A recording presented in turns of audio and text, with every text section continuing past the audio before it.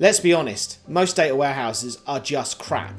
There will be lots of legacy code built up over a long amount of time by loads of different developers, consultants or freelancers that have all taken different approaches to answer a technical problem. But what that's resulted in is a really difficult to support process, and if you have an issue, you have to go through the code, try and understand what's happened at one point, and it takes hours to try and figure out what caused the problem. So the support overhead is massive, and making changes to that code can be equally as complex as finding the bug in the first place. Repetitive tasks kill productivity.